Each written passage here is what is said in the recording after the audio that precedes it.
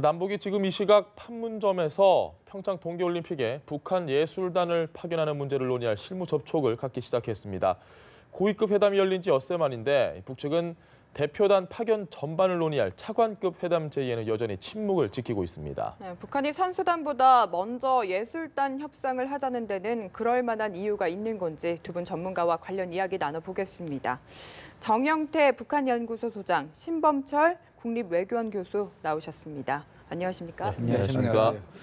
소장님, 지금 이제 양측 실무 대표단이 북측에서 만나서 이야기를 하고 있는데 저번 고위급 회담은 우리 측, 그리고 이번에 실무회담은 북측에 가서 지금 진행을 하고 있는 거죠. 맞습니까? 뭐 이런 식으로 뭐 교차로 이 실무회담이든 뭐 고위급 회담이든 회담 자체가 열리는 건 뭐 지극히 자연스러운 하나의 진행이라고 볼 수가 있고, 그런데 이제 문제는 이번에 이제 우리가 그 북측에 있는 그 쪽으로 우리가 통일하게 가고, 또 그 다음에 이번에 사실은 그 북한이 그 예술단과 관련된 이런 실무 회담을 하자 이렇게 또 갑자기 나왔기 때문에 이 예술단의 어떤 협의라고 하는 게 사실은 이번 회담에서 굉장히 중요한 메시지가 아니냐 이래 볼 수가 있죠.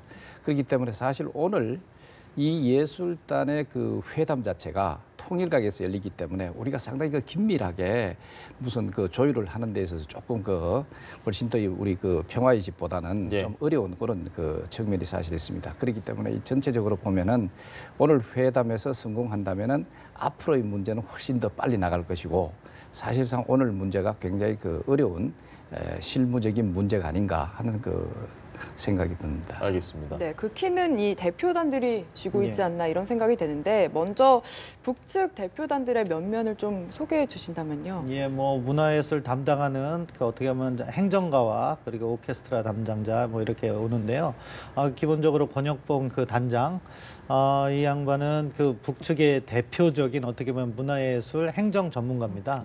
그리고 과거 선전선동부에 있었고 선전선동부 부부장을 했기 때문에 지금 뭐 이렇게 공식 명함이 국장이라고 해서 국장급은 아닌 거죠. 저희가 상당히 유의해야 될 겁니다. 아무래도 이쪽 체제 선전이나 이런 부분에 있어서 북측에서 가장 대표적인 인사가 지금 대표로 와서 협상을 하고 있다. 그런 문제의식과 그런 걸 알아야 된다고 생각하고요.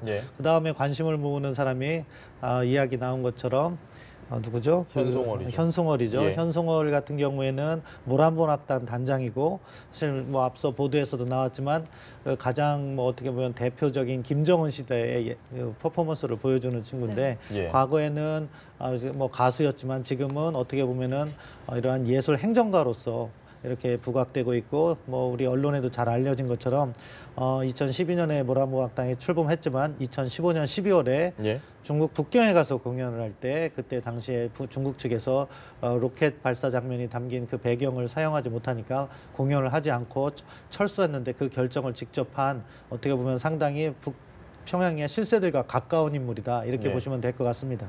알겠습니다. 거기에 또 하나만 더 보태면 현송월의 경우에 지난번에는 그 모란봉 악단 단장으로 이렇게 나왔고, 이번에는 이제 관현악단 단장으로 이제 일단 나왔는데, 그러면은 이제 모란봉 악단 그 소위 관현악단 내에 이 모란봉 악단도 동시에 포함되는 어떤 그런 형태의 단장이 아닌가 하는 측면에서 사실 의미가 있고, 그다음에 아까 그 얘기했던 권혁봉 경험에도 사실 그 북한에서 선전선동부 부부장이라고 한다면은 그 실무에 있어서는 상당히 그 모든 것을 총책하고 지휘할 수 있는 실무 총책이라고 볼 수가 있고, 그다음에 현송월 경우도 사실은 당직을 갖고 있습니다. 그게 바로 그냥 당 중앙위 후보위원.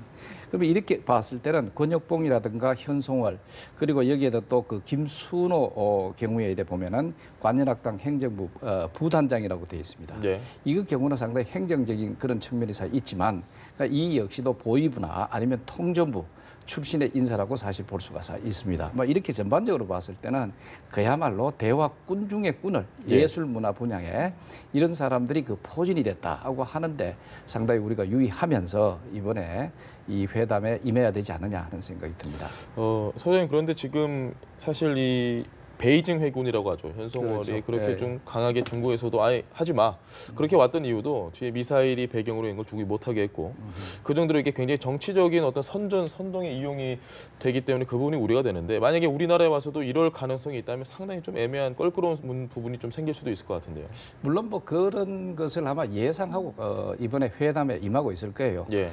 그 가능성 굉장히 큽니다. 사실은 북한이 이번에 그 예술단을 먼저 이 협상으로 잡은 것은 예. 그만큼 이제 자기들의 어떤 치적이라든가 또 치적은 좀 군사적 치적이 되겠죠. 예. 그게 바로 이제 핵미사일, 소위 핵무력 완성이라고 하는 것을 대내외적으로 과시하고 그다음 또 동시에 이것을 이제 소위 굳히기 작전에 들어간다는 거죠. 핵 국가로서의 어떤 지위라든가 위신 이 자체를 사실 굳히고 하는 어떤 측면에 있어서 이 예술단을 적극적으로 활용하려고 하는 것이 바로 지난번에 2015년에 그 북경 베이징에서 예.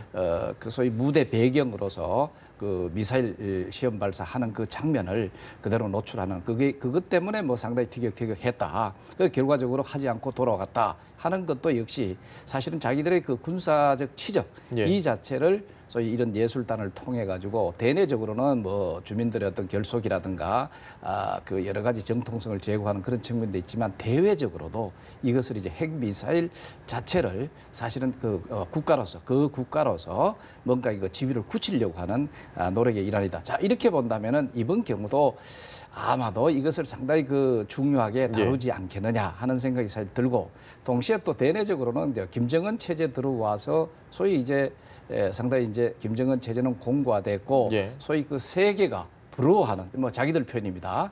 그리고 아주 강성대국의 어떤 그 최고 영도자로서의 그런 자리매김한다는 것 자체를 우리 이제 남한이라든가 또 이번에 이게 이제 그 동계 올림픽이니까 소위 네. 올림픽은 세계적인 제재이지 않습니까? 예. 이것을 이용해 가지고 그것을 또 선전하려고 하는 예. 그게 강할 겁니다. 아무래도 만약에 이번에 그것이 우리가 실현이 된다고 한다면은 아마 세계적인 스포트라이트를 받을 수 있는 그런 아이템이 아닌가 이런 생각이 되죠. 아마도 우리 아마 그 회담들 이번에 준비 자체도 예. 충분히 이런 걸 다 인식을 하고 있을 거예요. 그러면 여기에 대해서는 우리가 여러 가지 측면에 있어서 뭐 북한이 그렇게 나온다 해가지고 우리가 그렇게 또 수세적으로 나갈 필요도 없고 이것을 알면 그것에 대해서 적극적으로 우리가 대응을 해 나간다면은 오히려 역으로 또 그것을 잘 또 활용할 수 있는 측면도 있다 이래 볼 수가 있습니다. 알겠습니다. 네. 그리고 저희가 지금 북한 대표단 중에 이야기를 안 한 나머지 한 명이 지금 안정우 예술단 무대 감독인데요. 사실 원래는 이 사람이 아니라 윤범주 관현악단 지휘자였어요. 근데 어제 바뀐다고 통보를 해왔는데 좀 이를 두고도 이야기가 있는 것 같아요. 예, 예술단 무대 담당이라고 하면은 역시 무대 장식에 있어서 체제 선전이라든가 예. 그런 부분이 들어올 가능성이 높다. 그러니까 아마 북측은 자기들의 요구 사항을 한국이 받아들이도록 좀 강요하려고 이렇게 하는 것 같아요. 그렇기 때문에 평창올림픽의 그러한 대표단이라든가 운동 선수단에 앞서서 예술문화 문제를 먼저 풀겠다 하는 북한 나름대로의 셈법이 있다고 생각합니다. 예. 뭐 그런 걸 우리 정부도 충분히 이해하고 있을 거라고 생각해요. 그래서 우리가 받아들일 수 있는 부분은 수용을 하고 저는 가능하면 폭넓게 수용해야 된다고 생각합니다. 그렇지만 뭐 완전히 체제 선전이라든가 올림픽과 무관한 그러한 행사를 하려고 한다면은 그건 저희가 안 된다고 얘기해야죠. 잘못하면 계속해서 끌려갈 수 있는데 이 부분이 중요한 것이 북한이 사실은 아까 처음에 설명드린 것처럼 정말 남한 그 예술 분야에서 협상꾼들을 보냈거든요. 예. 그 강하게 주장할 수 있는 그런 사람들이 왔기 때문에 자기 주장을 강하게 펼 거라고 생각합니다. 거기에 대해서도 우리도 차분하게 수용할 거는 이거는 수용이 되겠다. 안 될 거는 이거는 올림픽과 무관하기 때문에 현 단계에서는 수용할 수 없다 하면서 이렇게 받을 건 받고 거절할 건 거절하고 다음 예. 단계에서 오늘 협상이 안 돼도 내일이나 모레 또 가지면 된다는 그런 마음가짐으로 이렇게 차분하게 대응하면 된다. 그렇게 생각합니다. 알겠습니다. 거기에서 이제 하나만 더 하면은 예. 이제 이번에 그 소위 올림픽 제전이라고 하는 것은 이거는 상당히가 아니고 사실 비정치적인 행사잖아요. 예. 그러면 그 원칙을 우리가 잘 견지하면서 그리고 또 세계적인 차원에서 마찬가지입니다. 그것만 잘 견지해도 사실 북한이 아무리 여러 가지 정치적인 어떤 그런 그 요구를 한다 손 치더라도 네. 아마도 북한은 그 이것을 지속적으로 주장하기도 어렵지 않겠느냐 하는 생각이 듭니다. 알겠습니다. 교수님께 한 가지 또 여쭙고 싶은 게 지금 남북 단일팀 이야기가 장웅 IOC 위원으로부터 먼저 나왔고 좀 우리 내부에서도 그런 논의가 좀 있는데 여론은 조금 이건 좀 아니지 않느냐라는 여론도 상당히 많은 것 같습니다. 어떻게 생각하십니까? 이게 이제 단일팀 구성이 어떻게 구성하는가에 따라서 여러 형태로 나갈 수 있을 겁니다. 예. 예를 들어서 개인 종목을 갖다가 하나 묶어가지고선 단일팀을 구성할 수 있을 거예요. 예. 뭐 쇼트트랙이면 뭐 500m 있고 1500m 있는데 그중에 북한 선수를 하나면 쇼트트랙 단일팀이지만 개인 종목으로 이렇게 경주를 하는 거기 때문에 큰 문제는 없을 수가 있는데 예. 아이스하키 같은 경우에는 이게 팀 플레이거든요. 그러니까 그 팀에 한두 명이 들어왔다고 해서 이 팀의 역량이 극대화되는 게 아니기 때문에 오히려 팀워크를 해치는 그런 우려 때문에 많이들 문제 제기를 한다고 생각합니다. 뭐 20일 날 최종적으로 이렇게 정해지는 거로 알고 있기 때문에 예. 그때까지 이러한 여론을 정부가 잘 수렴해야 된다고 생각하고요. 예. 그 부분에 있어서 사실 올림픽이라는 건 두 가지 측면이 다 있는 거죠. 어떻게 보면 하나는 스포츠를 통한 인간의 완성입니다. 어떠한 자기의 한계를 극복하고 팀워크로서 이렇게 순수한 스포츠 정신이 있는 것이고 예. 그것을 계기로 국제 평화라든가 이런 예. 평화를 하는 것이 또 하나의 목적인데 이러한 두 가지 가치가 잘 조화될 수 있게 현명한 접근을 해야 된다 생각합니다. 그 소장님 사실 뭐 우리가 이번에 올림픽을 개최를 하는 어찌 보면 초청을 하는 그런 자리고 북한 역시 좀 한번 같이 해달라 이렇게 해서 응한 건데 지금 보면 장웅 IOC 위원이 스위스에 가서 이 단일팀 얘기를 먼저 꺼냈고 우리와 뭐 사전에 전혀 조율된 것 같진 않고 나중에 뭐 또 말이 달라질 수는 있지만 그러니까 결국 북한이 계속 제안하는 걸 저희가 약간은 좀 끌려가는 느낌이 없지 않아 있거든요. 이 부분은 어떻게 보십니까?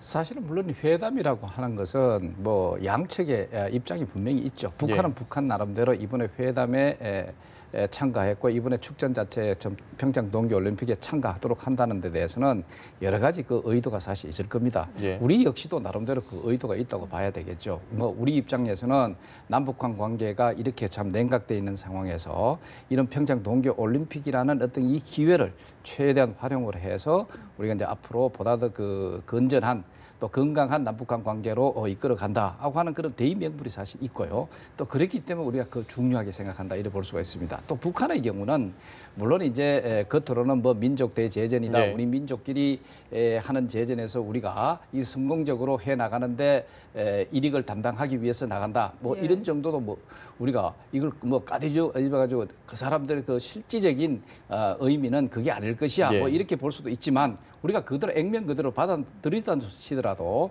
막 그건 일단은 우리가 긍정적으로 보고 그러나 그 내부적으로 또 이런 북한 나름대로 이번 이 동계 올림픽 자체를 통해서 자기들의 그 의도 즉 이제 김정은 체제의 어떤 그 소위 이제 강성 뭐 이런 것 하고 그 다음에 또 자기들이 핵무력 완성이라고 하는 차원에 있어서 상당히 이제는 강성대국이 됐다는 것을 또 이 기회에 우리한테 또 각인시키고 또 세계에 각인시키는 이런 의도가 동시에 있을 겁니다. 자, 이런 차원에서 이번에 뭐 소위 그 같이 이런 저 공동으로 하는 그 스포츠 이런 경기를 하자 이래 나오는 것도 역시 뭐 북한은 북한 나름대로 자기들이 그래도 손쉽게 예. 같이 하고 또 그것을 또 주도해 나가는 그런 측면에 뭔가 선택을 하지 않느냐 하는 측면을 봤을 때는 또 그런데 그러나 그것 자체도 여러 가지 위험성을 이제 이번에 하키 경우에 이건 사실 단체가 같이 하는 거지 않습니까? 이래 한다면 여러 가지 팀워크가 또 문제가 되고 이래 함에도 불구하고 또 우리로서는 또 이것을 북한이 그걸 또 주장을 한다면은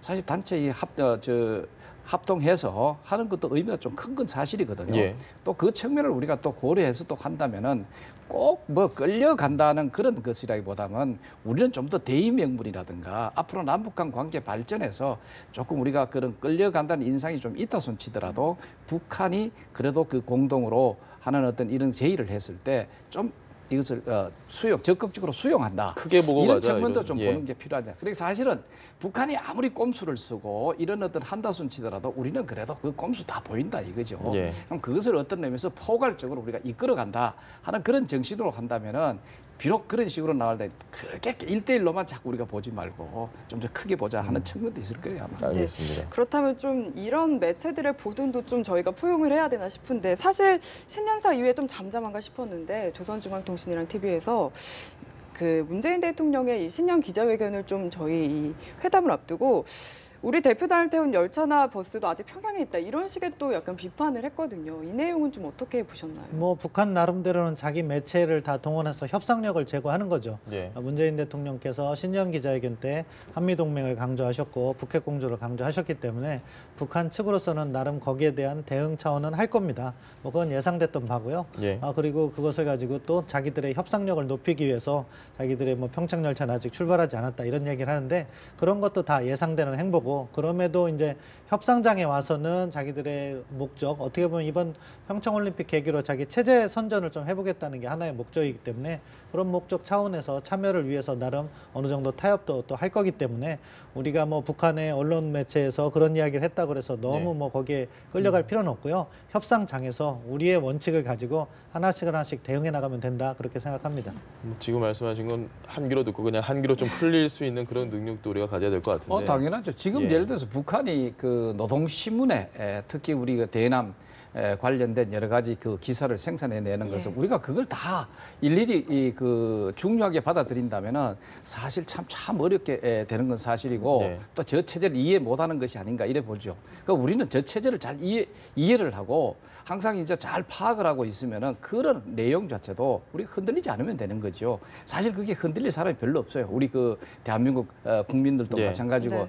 워낙 이제 북한의 이런 행태들이 뭐 자연스럽게 그런 식으로 나오니까 저런 식으로 나오니까 얼토당토하고 이러면 사실 그 표현하는 그 내용도 보면은 우리가 쉽게 받아들이기 어려운 그런 내용들 예, 아닙니까? 원색적인 비난. 이것을 가지고 뭐 지나치게 우리가 그 중요하게 해석을 해서 예. 여러 가지 남북한 관계를 이끌어 나가는데 수세적으로 나갈 필요는 없지 않느냐?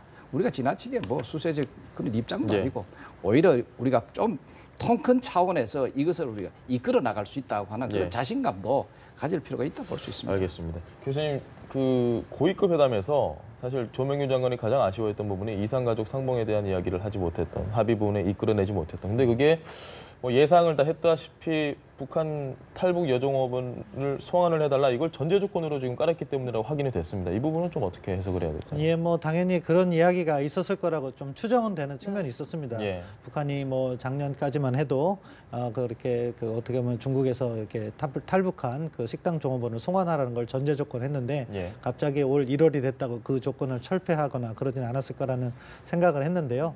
뭐 그 부분에 있어서는 우리 정부가 이렇게 견지를 하면 된다고 생각해요. 그 부분은 우리가 수용할 수 없다. 그렇지만 대승적 차원에서 이산가족 문제는 계속해서 논의를 해야 된다. 그리고 그러한 논의와 관련해서 북한이 또 상황을 봐서는 자기들의 추가 조건을 또 제시할 수도 있을 겁니다. 예. 뭐 이산가족 상봉은 안 된다면 그러면 경제협력 쪽이라도 조금 협력을 더 하자. 그럼 그런 부분도 우리가 독자적으로 할 수 있는 부분이라면 해주고 뭐 인도적 지원이라든가 이런 거는 우리가 독자적으로 결성할 수 있는 부분이 있거든요. 예. 해주고 다만 그것이 뭐 개성공단이나 금강산 같이 과도한 요구와 연계되면은 그 부분은 남북 간뿐만 아니라 북미 간에도 풀어야 할 문제가 있으니까 북미 대화도 같이 하자. 이런 식으로 지금 우리 정부가 원칙을 잘 세운 것 같아요. 문재인 대통령께서 12일 날 기자회견한 것도 그런 방향인 것 같고 그럼 그 대통령의 지침에 따라서 우리 카드를 여러 가지 준비하고 있다가 예. 북측의 요구 사항에 따라서 하나씩 꺼내면서 대응해 나간다면 생각하는데 여기서 중요한 게 하나가 있습니다. 뭐냐? 북한이 이제 이렇게 협상을 하다가 어느 순간 좀 협박적으로 나올 거예요. 네. 이러면 우리 못해. 평창에 못 올 수도 있다. 그때 우리가 흔들리면 안 된다는 거예요. 북한도 나름 목적이 있고 김정은이 지시를 했습니다. 평창올림픽의 성공적 개최. 이 명령의 무게는 북한의 실무 협상에 참가한 사람들에게도 상당히 무겁게 느껴지는 어떻게 보면 북한의 협상 구조에서 취약점입니다. 그러니까 우리도 당당하게 나가도 접점을 찾을 수가 있다. 이런 자세로 협상에 임해야 된다. 그렇게 생각합니다. 네, 예. 지금 이 이야기가 좀 우리 측 대표단에게 들렸으면 하는 좀 바람을 아마 사전에 가져보겠습니다. 준비를 다 하고 갔을 거라고 생각합니다. 네, 네. 알겠습니다. 네, 오늘 두 분 말씀 여기까지 듣겠습니다. 정영태 북한 연구소 소장 그리고 신범철 국립외교원 교수 두 분과 함께했습니다. 말씀 잘 들었습니다. 고맙습니다. 네, 감사합니다.